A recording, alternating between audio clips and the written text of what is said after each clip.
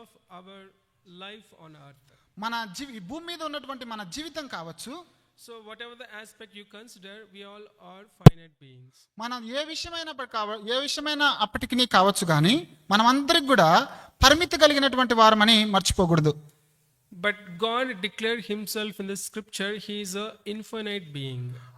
Bible గ్రంథంలో తనకు తాను దేవుడు ఎంతగానో అనంతుడైనటువంటి దేవుడని లిఖిస్తూ వచ్చాడు. So being a finite being, it is impossible to know infinite being. ఒక పరిమితి కలిగినటువంటి వ్యక్తి అంతం లేనటువంటి వ్యక్తి గురించి తెలుసుకోవడం చాలా అసాధ్యమైనటువంటి కార్యము. Isn't this logic appropriate and correct? ఈ చెప్తున్నటువంటి ఈ యొక్క లాజిక్ అర్థవంతమైనదిగాను భావంతో కూడుకున్నదిగా ఉంది కదండి. So if we want to learn about God, we have to come before God and go through the word of God as he revealed himself in it.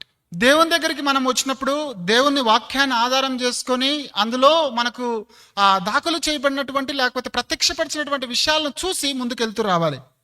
And even if we ask someone any question that who is the chief minister of Karnataka, then there will be only one single answer. ఎవరైనా కానీ మన కర్ణాటక రాష్ట్రానికి ముఖ్యమంత్రి ఎవరు అని అడిగితే ఖచ్చితంగా అందరూ కూడా ఒకే ఒక జవాబుని ఇస్తూ ఉంటారు. Then ask them the similar question, who is God? There will be multiple answers. అదే రీతిగా అదే మనిషికి దేవుడు ఎవరు అనేటువంటి ప్రశ్న వేస్తే అనేకమైనటువంటి జవాబులు వాళ్ళు చెప్తూ ఉంటారు. So because however people assume about God, they create a form in that way. వాళ్ళు ఊహతో అనేకమైన దేవుళ్ళు దేవతలను సృష్టించుకుంటూ వచ్చినారు. So it is important for us to come before God and learn about him as he revealed in the scripture. దేవుని వాక్యములో ప్రత్యక్షపరచబడినటువంటి విషయాల కొరకై ఆయన సన్నిధిలోనికి ఇలా వచ్చి ఆయన గురించి తెలుసుకోవడం అధ్యయనం చేయడం చాలా ప్రాముఖ్యమైనది. And even his revelation is there in the Bible, but many people fail to understand. Bible గ్రంథంలో ఆయన ప్రత్యక్షతను చాలా స్పష్టమైన రీతిలో దాఖలు చేస్తూ వచ్చారు, కానీ మానవుడు దాన్ని అర్థం చేసుకునే విషయంలో తప్పిపోతూ వచ్చాడు. So because of the sin. ఎందుకంటే పాపాన్ని బట్టి. Sin distorts our understanding and intellectual ability. పాపము మన యొక్క అర్థం చేసుకునే విషయంలో కావచ్చు లేకపోతే మన మేధస్సు విషయంలో కావచ్చు తప్పు దారిన తీసుకెళ్తూ ఉంటుంది. We speak about just, but we fail to be justful. మనము న్యాయంగా ఉంటున్నాము అనుకుంటాం కానీ అనేక విషయాల్లో న్యాయం తప్పిపోతూ ఉంటాం. So in order to learn about God, we have to seek God's help in this case. మనము దేవుని అధ్యయనం చేసే విషయంలో దేవుని సహాయం ఖచ్చితంగా మనం తీసుకొని ముందుకు కొనసాగాలి. So let us have a word of prayer to seek God's help in understanding his revelation. చిన్న ప్రార్థన చేసుకొని ఆయన అర్థం చేసుకునే విషయంలో ధ్యానంలో ముందుకు కొనసాగుదాం. Let us pray. ప్రార్థన చేసుకుందాం. Our gracious heavenly loving Father, we thank you for helping us gathering in your name here. Lord, as we come before you to learn about you, to improve a knowledge of God as you revealed in the scripture, and we are coming before you to offer our worship, offer our praise for what you have done, what you are being. God, help us, hide me behind your cross so that Jesus Christ may be exalted and his name may be glorified. And throughout the session, help us to glorify your name alone and benefit us from this worship. In Jesus Christ's name I pray. Amen.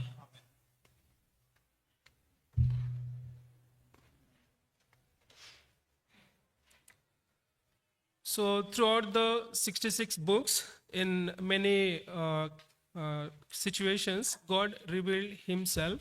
We call it as a special revolution. మనకు బైబిల్లో ఉన్నటువంటి 66 పుస్తకాల నుండి ద్వారా కూడా ఒక ప్రత్యేకమైనటువంటి ప్రత్యక్షతను దేవుడు బయలుపరుస్తూ వచ్చారు. So that revolution is for the people who ever come to the scripture. ఆ ప్రత్యక్షత ఎవరి కొరకు అంటే దేవుని వాక్యము దగ్గరికి ఎవరైతే వస్తారో వారి కొరకు. And there is a general revelation that is for every human being, even if they don't know the word of God. సాధారణమైనటువంటి ప్రత్యక్షత ఎవరి కొరకు అంటే దేవుని గురించి తెలియని వారి కొరకు కూడా. In yesterday's fasting prayer, we saw that God revealed his creative power through his creation. గత దినాన కూడా మనము ఉపవాస ప్రార్థన దినాన మనము చక్కగా ధ్యానిస్తూ వచ్చినాము. ఆయన సృష్టి ద్వారా ఆయన ఏమై ఉన్నాడో దాఖలు చేస్తూ వచ్చాడు. That is common to everyone. అది సర్వసాధారణం అందరికి కూడా. And through his chosen people, he revealed himself as we go through the scripture in several books. అనేకమైన పుస్తకాల నుండి తను ఏర్పరచుకున్న వారి కొరకు ఒక ప్రత్యేకమైనటువంటి ప్రత్యక్షత ఆయన చూపిస్తూ ఉంటున్నాడు. So this time we are going to meditate one chapter in the book of Isaiah. మనము ఈ సమయంలో యెషయా గ్రంథంలో నుండి ఒక అధ్యాయాన్ని ధ్యానిస్తూ ముందుకు కొనసాగుదాము. That is Isaiah 45th chapter. మనమందరం కూడా యెషయా గ్రంథము 45వ అధ్యాయాన్ని తిరుపుకుందామండి. యెషయా గ్రంథము 45వ అధ్యాయము. So this portion or this chapter is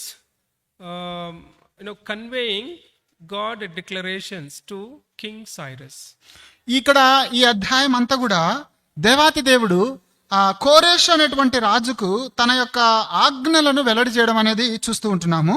తనని గురించి వ్యక్తపరచుకోవడాన్ని చూస్తున్నాము. And most of the verses are revealing God's nature, attributes and character. అనేకమైనటువంటి వచనాలు ఇక్కడ దేవుని యొక్క లక్షణాలు, దేవుని యొక్క స్వభావం గురించి ప్రత్యేకంగా చెప్తూ ఉంటుంది. So we'll try to understand God's attributes in this passage. ఇక్కడ మనము దేవుని యొక్క గుణలక్షణాల గురించి ఎక్కువ ధ్యానించడానికి ప్రయత్నం చేద్దాం. So if you observe the backdrop of King Cyrus, he was a Persian citizen and later he became a king of Persia. మనకు ఈ కోరెషు గురించి కొద్దిగా బ్యాక్గ్రౌండ్ ఆలోచన చేసినట్లయితే ఆయన పారసీకపు దేశానికి చెందినటువంటి వాడుగా తర్వాత పర్షియా రాజుగా ఉంటడం అనేది మనం చూస్తాము. And you can observe in the 4th verse. 4వ వచనంలో మనము ఆలోచన చేస్తే it is written, though you have not known me. నీవు నన్ను ఎరగకుండినప్పటికీ నీకు బిరుదులు ఇచ్చి తిని. So here God is here this verse is conveying King Cyrus he doesn't know about God and God wants to reveal himself to Cyrus. కోరెషు రాజు ఇక్కడ దేవుని తెలుసుకున్న వ్యక్తిగా లేడు కానీ దేవుడే తనకు ప్రత్యేకపరచుకున్నట్టుగా కనపడుతూ ఉంటుంది. So first he revealed himself as he is the only God. మొట్టమొదటిగా ఆయన ఒక్కడే దేవుడని ప్రత్యక్షపరచుకున్నాడు. When we introduce ourselves to somebody because they have a misconception about us. మనము వేరే వాళ్ళకు మన గురించి మనము చెప్పుకున్నప్పుడు మన గురించి వారికి ఇంకొక తప్పు భావన ఉంటూ ఉంటుంది. So in the same way people who were lived in Persia and including Cyrus, they have this kind of misconception about God. పార్సిక దేశంలో ఉన్నటువంటి కొంతమందికి ఇలానే వేరే భావన, దేవుని పట్ల వేరే భావన ఉండడం అనేది మనం చూస్తున్నాము. So that you can observe in verse 6. మనం 6వ వచనంలో మనం దాన్ని చూడొచ్చండి. So there people assuming that on the east there is a separate God, on the west there is a separate God. మనం తూర్పున ఒక దేవుడుగాను పడమట ఒక దేవుడుగాను ఉన్నట్లు వాళ్ళు ఈ వచనాన్ని బట్టి మనకు అర్థమవుతుంది, ఊహించుకోవడం బట్టి. And God declared himself in verse 6 that he is the God even towards the south and north, east or west. 6వ వచనంలో మనం చూస్తే తూర్పు దిక్కు నుండి పడమటి దిక్కు వరకు నేను తప్ప ఏ దేవుడును లేడని జనులు తెలుసుకున్నట్లు. We will read verse 5 and 6 together. I am the Lord and there is no other. There is no God besides me. I will greet you though you have not known me, that they may know from the rising of the sun to its setting that there is none besides me. I am the Lord and there is no other. So God declared himself as he is the only God and there is none beside him. ఎంతో చక్కగా స్పష్టమైన రీతిలో ఆయన తప్ప ఇంకొక దేవుడు లేడని బయలుపరచుకోవడం అనేది మనం చూస్తున్నాము. And even they have a assumption that there is a separate God for light, there is a separate God for darkness. వాళ్ళు అనుకుంటున్నారు చీకటికి ఒక దేవుడు, వెలుగుకు ఒక దేవుడు కూడా ఉన్నాడని అని ఊహించుకుంటున్నారు. And they assume that there is a God of peace and the God of calamity. ఎంతో సమాధానికిని ఆ యొక్క సమాధానం లేని దానికి కూడా దేవుళ్ళు ఉన్నారని ఊహించుకున్నారు. Similar things we can observe in our society. ఇలాంటి విషయాలు మన సమాజంలో కూడా మనము చూస్తూ ఉంటుంటామండి. But God revealed himself as he is the creator of light and darkness. ఆయన ఇక్కడ మనం చూస్తే ఈ వెలుగును చీకటిని సృష్టికర్త అయినటువంటి దేవుడుగా ఆయన చూపించుకోవడం అనేది మనం చూస్తున్నాం. So we'll read verse 7. 7వ వచనాన్ని మనం చూద్దాము. Here God is saying, I form the light and create darkness. I make peace and I create calamity. I the Lord do all these things. 7వ వచనం అండి, 45వ అధ్యాయం యెషయా గ్రంథం 7వ వచనము. నేను వెలుగును సృజించువాడను, అంధకారమును కలగజేయవాడను, సమాధానకర్తను కీడును కలగజేయవాడను నేనే, యెహోవా అను నేనే వీటన్నిటినీ కలగజేయవాడను. So here we can observe God's absolute sovereignty over all creation. ఇక్కడ దేవుని యొక్క ఎంతో గొప్ప శక్తిని, సమస్తమైన సృష్టి మీద ఆధిపత్యాన్ని మనం చూస్తూ ఉంటున్నాము. It includes both light and darkness. అది రెండు వెలుగును చీకటిని కూడా, as well as peace and calamity. అదే విధంగా సమాధానము కీడు కలుగజేసే విషయంలో కూడా. He is a sovereign God of on everything, over everything, and he is ruling the entire creation. ఆయన అధికారము కలిగి సమస్తమైన సృష్టి మీద ఆధిపత్యం వహించేటువంటి వాడుగా ఉన్నట్లు మనము చూస్తూ ఉంటున్నాం. And there are people in Persia, they assume that there is a dedicated God for a particular region or particular nation or particular country. పారసిక దేశంలో ఆ జనులు ఏమనుకుంటారంటే కొన్ని ప్రాంతాలకు కొంత దేవుళ్ళు ఉన్నారు, కొంతమంది ఉన్నారు అనేటువంటి ఊహ వాళ్ళలో ఉంటూ ఉంది. So even when we try to introduce our Lord Jesus Christ, people always used to say, why you are introducing foreign God? ఇక్కడ కూడా మనము మన సమాజంలో యేసు ప్రభు వారిని పరిచయం చేస్తున్నప్పుడు వేరే దేశానికి సంబంధించి చెందినటువంటి దేవుని ఎందుకు మాకు పరిచయం చేస్తున్నారనే ప్రశ్న వేస్తూ ఉంటారు. Why you are introducing a lower community people God? మరొకలాగా ఏమని చెప్తారంటే తక్కువ జాతికి లేకపోతే కులానికి చెందినటువంటి దేవుని ఎందుకు మాకు పరిచయం చేస్తున్నారని చెప్తూ ఉంటారు. So on the other side they have their own kind of God, like their nation God, their community God, their village family God. ఇంకొక వైపు మనం ఆలోచన చేస్తే వాళ్ళ ఊరికి, వాళ్ళ ప్రాంతానికి లేకపోతే వాళ్ళ తెగకు సంబంధించినటువంటి దేవుళ్ళు ఉంటుంటారు. So we'll see how God is revealing to Cyrus and people in the Persia. మనం ఇక్కడ ఆలోచన చేస్తే కోరేసు రాజుకును అదేవిధంగా పర్షియా దేశంలో ఉన్నటువంటి ప్రజలకు దేవుడు ఎలా తను ప్రత్యక్షపరచుకున్నాడో మనం చూద్దాము. We'll see verse 12. 12వ వచనాన్ని మనం చూద్దామండి. So it is written, I have made the earth and created man on it. It was my hands that stretched out the heavens, and all their host I have commanded.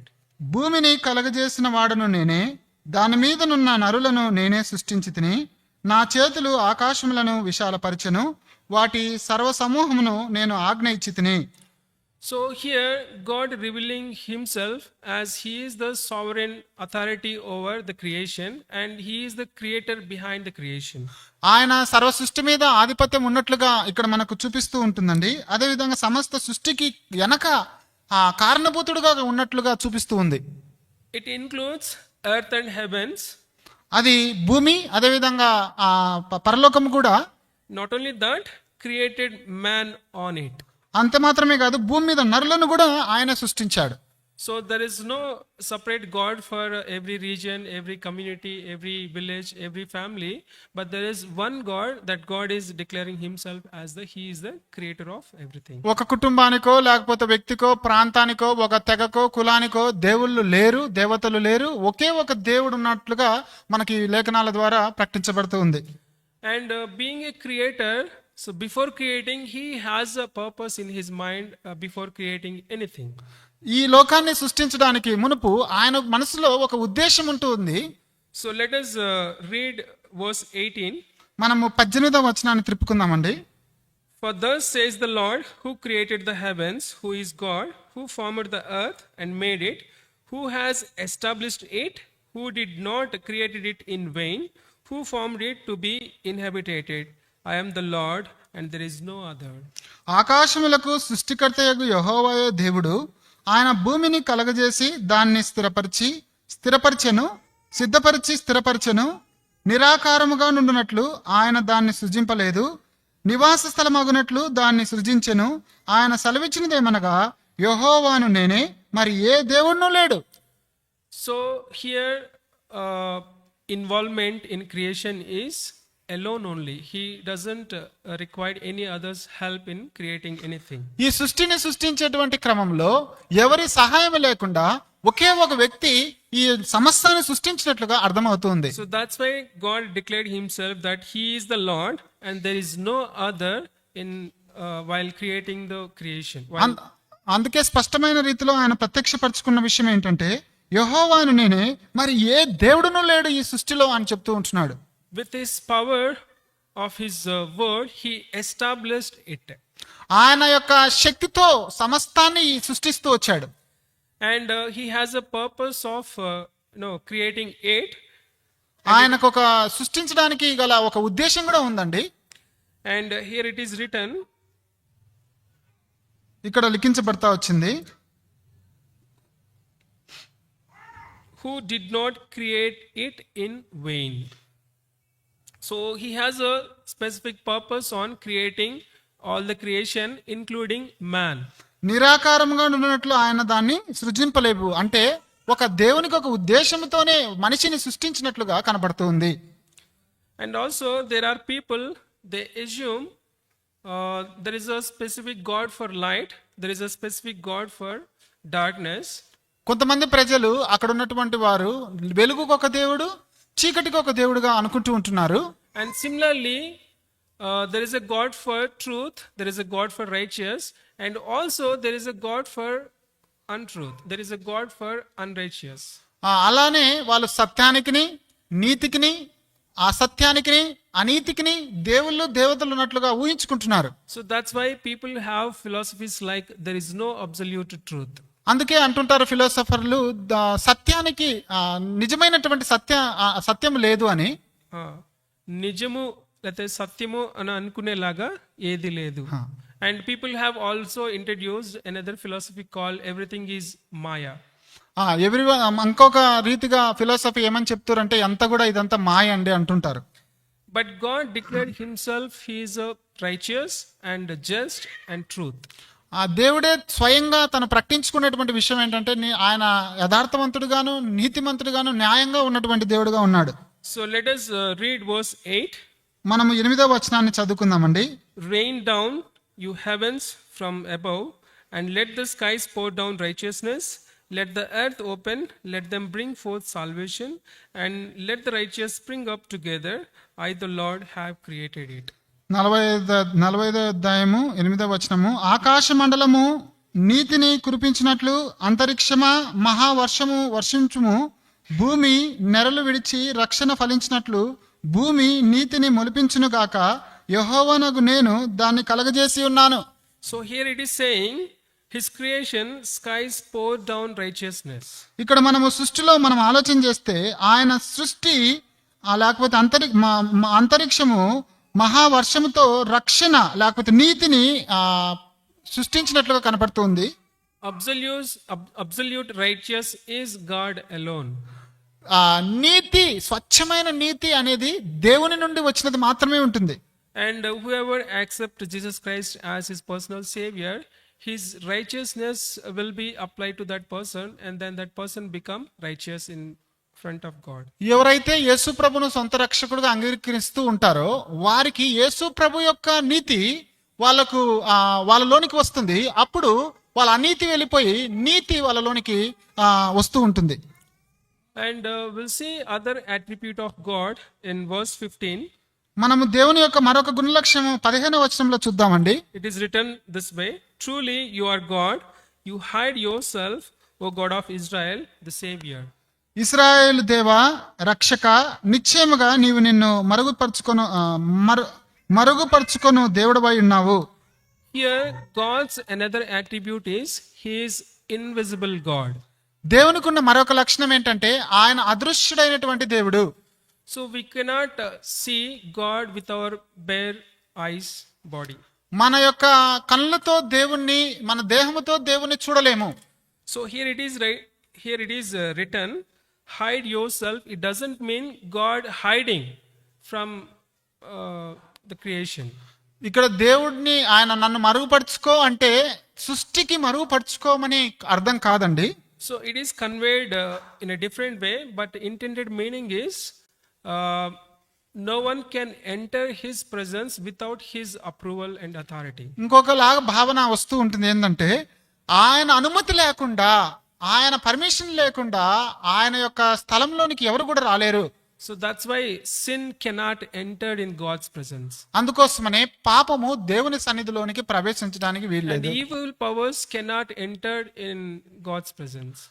సాతాను యొక్క కార్యాలు, సాతాను యొక్క లక్షణాలతో మనము దేవుని సన్నిధిలోనికి రాలేము.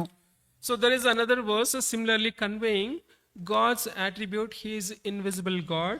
దేవుని యొక్క మరో లక్షణం ఏంటంటే ఆయన అదృశ్యమైనటువంటి దేవుడు. Let us open 1 Timothy chapter 1 verse 17. మనము మొదటి తిమోతికి రాసినటువంటి పత్రిక 1వ అధ్యాయం 17వ వచనాన్ని చదువుకుందామండి. సకల యుగములలో రాజయుండి అక్షయుడును అదృశ్యుడునగు అద్వితీయ దేవునికి ఘనతయు మహిమయు యుగ యుగములు కలుగును గాక. Amen. So here it is clearly written, God is invisible. ఇక్కడ చాలా స్పష్టమైన రీతిలో లిఖించబడినటువంటి విషయం ఏంటంటే ఆయన అదృశ్యుడైనటువంటి దేవుడు. And God is immortal and eternal king. ఆయన యుగయుగములకు రాజు, ఆయన అక్షయుడగు రాజు అయి ఉన్నాడు. And even you can observe his other attributes. మరొక గుణ లక్షణాన్ని కూడా మనం చూద్దాము. God alone is wise and ఆయన మాత్రమే జ్ఞానం కలిగినటువంటి వాడుగా ఉంటున్నాడు. so when we try to understand or learn about God with our own, so we fail to find what exactly God is. మన సొంత మేధస్సుతో జ్ఞానముతో దేవుణ్ణి తెలుసుకునే ప్రయత్నం చేసినప్పుడు మనము తప్పిపోతూ ఉంటాము. But God can reveal as we can able to understand. మనకు దేవుడు అర్థం చేసుకునేటట్లు ఆయన ప్రత్యక్షపరచుకుంటున్నాడు. As God spoke to Saul when he was in Tarshish. ఆయన ఏ విధంగా అయితే సౌలుగా ఉంటున్నప్పుడు దమస్కాలో ఏ విధంగా ఆయనకు దర్శనమిచ్చి మాట్లాడుతూ వచ్చాడో, And to Moses he spoke through a burning bush. మోసే భక్తుడికి ఆ యొక్క మండుచున్నటువంటి పొద ద్వారా మాట్లాడుతూ వచ్చాడో, And with the Israelites, God was with them like a cloud and a burning pillar.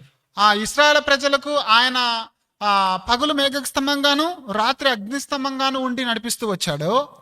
So in the same way, however we can understand or however we can sense, in that way God can reveal himself to us.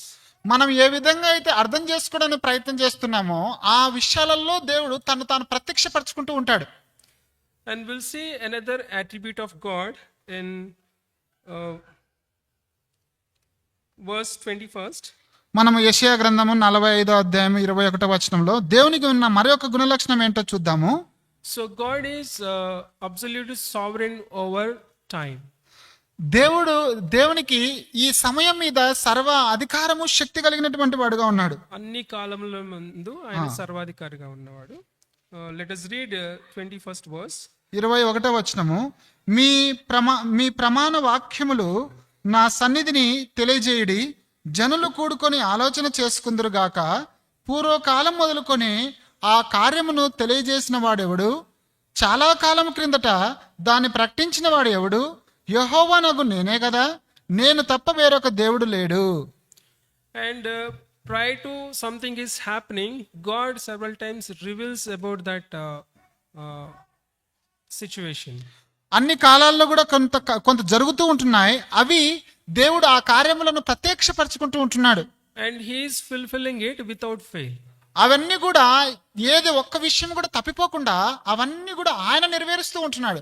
And he is doing it alone and there is none beside him. ఆయన మాత్రమే అవన్నీ చేస్తున్నాడు. దాని వెనక మరొక సహాయము ఎవరి దగ్గర నుండి కూడా తీసుకోలేదు. So that's why God is saying he is truth, righteous, and whatever he says he does, whatever he does he says. అందుకే ఆయనకు నీతిమంతుడు సత్యవంతుడైనటువంటి దేవుడుగా ఆయనకు పేరుంది. ఆయన చెప్పింది చేస్తాడు, ఆయన ఏదైతే చేయడో దాన్ని చెప్పడు. So let us turn to verse 23. 23వ వచనానికి అందరం కూడా తిప్పుకుందామండి. యెషయా గ్రంథము I have 45వ అధ్యాయం 23. 45th chapter, verse 23.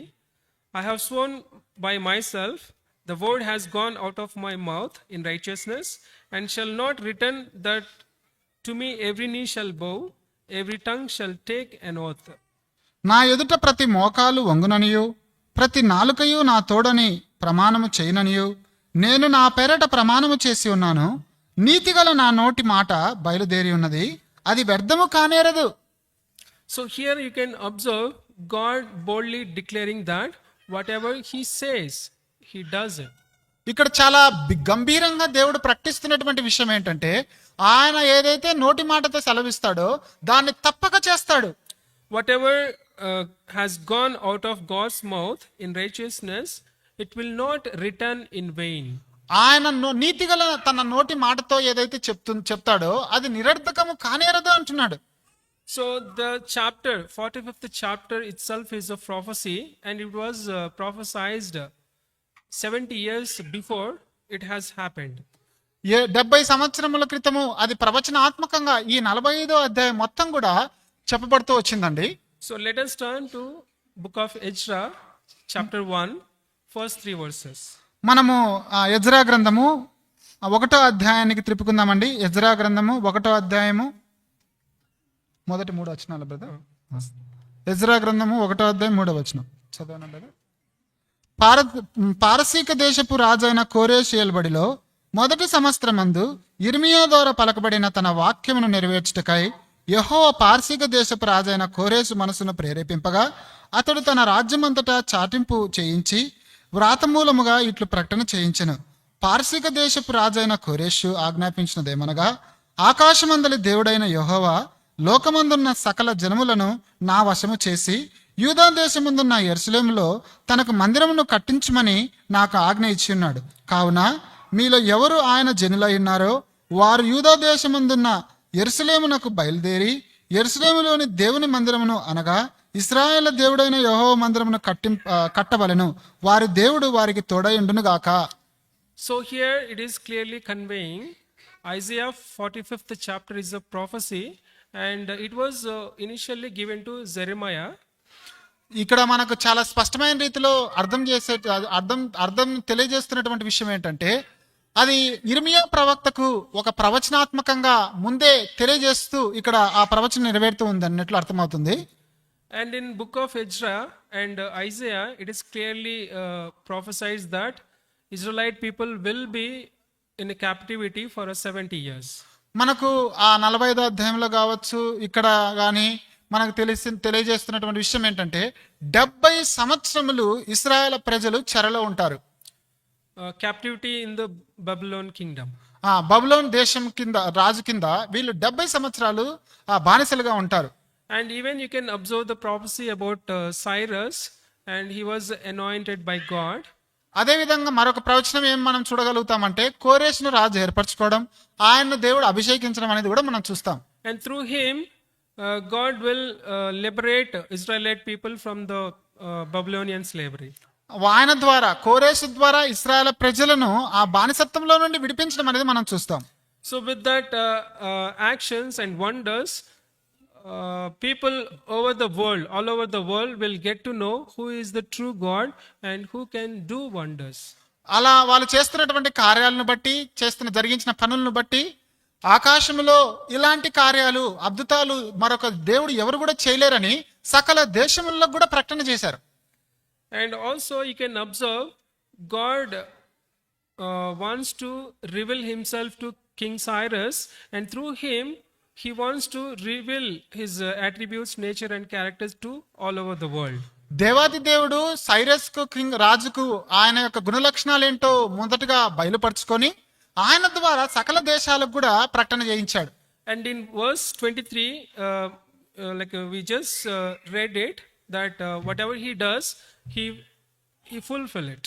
మనం 23వ వచనంలో చదివాం కదండి. యెషయా గ్రంథం 45వ అధ్యాయంలో ఏదైతే ఆయన నోటి మాట ద్వారా సెలవిస్తాడో దాన్ని తప్పక ఆయన నెరవేర్చేవాడుగా ఉన్నాడు. If you go through the history, King Cyrus was real, మనము చరిత్రలోనికి వెళ్తే కోరేషు రాజు నిజంగా ఉన్నవాడుగా మనకు చూపిస్తుంది. and he ruled Persia, now it is Iran. మనకు ఆయన పారసీక దేశాన్ని ఆయన ఏలుతూ వచ్చాడు. ప్రస్తుతము అది ఇరాకు దేశంగా పిలువబడుతుంది. And with the God anointment, he conquered many nations surrounded Persia. దేవుని యొక్క అభిషేకముతో ఆయన అనేక దేశాలను ఆయన జయించి పారసీక రాజ్యాన్ని స్థిరపరుస్తూ వచ్చాడు. And even in the British Museum, there is evidences of existence of King Cyrus. ఈ బ్రిటిష్ మ్యూజియంలో ఇప్పటికి కూడా చాలా ఆధారాలు ఉంచబడుతూ వచ్చాయి ఈ కోరేష్ రాజు గురించి. And one evidence they found is called cylinder of King Cyrus. Cyrus cylinder. అక్కడ ఉన్నటువంటి ఆధారాల్లో ఒకానొక ఆధారం ఏంటంటే కోరేష్ యొక్క cylinder. In that it is inscripted, he passed a rule in his kingdoms that people are allowed to proclaim their religion. అక్కడ ఆ సిలిండర్లో ఉంచబడినటువంటి ఒక ఆజ్ఞ ఏంటంటే వాళ్ళ మతానికి సంబంధించినటువంటి దేవులను వాళ్ళు స్వేచ్ఛగా ప్రకటన చేసుకోవచ్చు. So with this it is absolute, and God, whatever he says, he does it without fail. దీన్ని బట్టి మనకు అర్థమయ్యేటువంటి విషయం ఏంటంటే ఆయన ఏదైతే సెలవిస్తాడో దాన్ని తప్పక అది నెరవేరుస్తూ ఉంటాడు. Prophecy about Cyrus given to Jeremiah, Ezra and Isaiah, and now it is fulfilled. We can even verify it by going through the history and evidences found regarding Cyrus. యెషయా ప్రవక్తకు కావచ్చు, ఇర్మియా ప్రవక్తకు కావచ్చు, అదేవిధంగా ఎజ్రా యాజకుడికి కావచ్చు, వీరందరికి కూడా ఆయన గురించి ప్రవచనాత్మకంగా తెలియజేస్తూ వచ్చారు. అది ఈనాటికి కూడా చరిత్రలో దాని గురించి అది రుజువులు అనేకములు ఉంటూ ఉన్నాయి. The same God is giving a call of offering salvation to the all humankind. అదే దేవుడు ఈ సకల మానవులకు కూడా ఆయన రక్షణను ప్రకటిస్తూ ఉంటున్నాడు. So let us let us read verse 22. యెషయా గ్రంథము 45వ అధ్యాయం 22వ వచనం. Look to me and be saved, all you ends of the earth, for I am God and there is no other. భూదిగంతముల నివాసులారా నా వైపు చూచి రక్షణ పొందుడి, దేవుడను నేనే, మరి ఏ దేవుడును లేడు. So here God is giving a call, offering salvation. ఇక్కడ దేవుడు పిలుస్తూ ఆయన సకల జనులకు రక్షణ నేను అనుగ్రహిస్తాను అని. It is not only for a particular region or country or a community or a people. ఆ రక్షణ అనేది ఒక మనిషికో, ఒక ప్రాంతానికో, ఒక దేశానికో, ఒక కులానికో, మతానికో చెందింది కాదన్నట్లుగా చూపిస్తుంది. It is clearly written, all you ends of the earth. చాలా స్పష్టమైన రీతిలో ఇక్కడ లిఖించింది ఏంటంటే భూదిగంత నివాసులారా be saved. అందరూ నా వైపు చూచి రక్షణ పొందండి. And also his offer of salvation or giving salvation is not a temporary, it is a everlasting. ఆయన ఇచ్చేటువంటి ఆ రక్షణ అది తాత్కాలికమైనది కాదు, అది నిరంతరము ఉండేటువంటి రక్షణ. So let us read verse 17. 17వ వచనాన్ని మనం చదువుకుందామండి. యెషయా గ్రంథము 17వ వచనము. But Israel shall be saved by the Lord with an everlasting salvation. You shall not be ashamed or disgraced forever and ever. యెహోవా వలన ఇశ్రాయేలు నిత్యమైన రక్షణ పొంది ఉన్నది, మీరు ఎన్నటికి సిగ్గుపడకయు విస్మయమొందకయు నుందురు.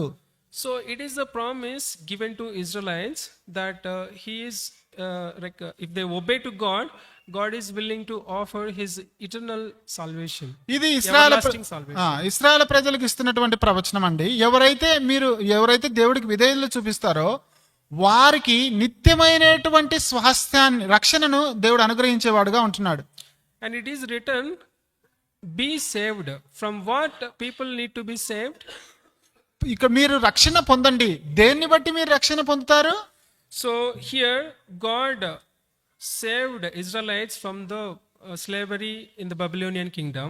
ఇక్కడ మనము చూస్తే ఇశ్రాయేలు ప్రజలను బబులోనులో ఉన్నటువంటి ఆ యొక్క చెరలో నుండి వారిని విడిపించి రక్షించాడు. It is relevant to our physical safety. అక్కడ భౌతికమైనటువంటి చెర నుండి విమోచన అనేది సూచిస్తుంది. But there is another part of our body which is in grave danger. మనకున్నటువంటి ఇంకొక భావన ఏంటంటే అర్థం చేసుకోవాల్సిన విషయము, మన దేహమునకు ఉన్నటువంటి ఇంకొక రక్షణ. God created in us a trichotomy like a body, soul, and spirit. మనలో ఉన్నటువంటి మూడు రకాలైనటువంటి ట్రైకోటమీ ఏంటంటే ఆత్మ, మనస్సు, శరీరము. So here Israelites saved from the physical slavery. భౌతికంగా వాళ్ళకు ఉన్నటువంటి చెర నుండి ఇశ్రాయేల్ ప్రజలు విడిపించబడతా వచ్చారు. And whoever believed and obeyed God's commandments and be saved from the eternal punishment. ఎవరైతే దేవుని ఆజ్ఞలను అనుసరించి ఎవరైతే రక్షించబడతా వచ్చినారో వాళ్లకు నిత్య నరకం నుండి విమోచించబడుతూ వచ్చారు. In the same way, in 22nd verse, God is giving a call. All people of the earth, come before me and be saved.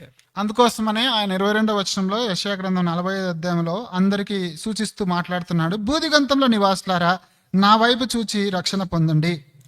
So because of God's nature and attributes and character, we are offering worship and praises. దేవుడికి ఉన్నటువంటి గుణలక్షణాలు, ఆయనకున్నటువంటి స్వభావాన్ని బట్టి ఆయనకు స్తుతులను స్తోత్రములను మనం అర్పిస్తూ ఉంటున్నాం. So these are some of the God's attributes, and there are many which we can't comprehend. దేవునికి ఇవి ఈ రోజు మనం ధ్యానించినటువంటి అనేకమైన గుణలక్షణాల్లో కొన్ని మాత్రమే ఆయన గురించి మనం చూస్తూ వచ్చాము. అన్ని కూడా మనం వర్ణించలేము. Even if we consider this few, there is none compared to him. ఇక్కడ మనం ధ్యానించినటువంటి విషయాల్లో కూడా ఆయనతో సరిగా పోల్చి చూడలేం.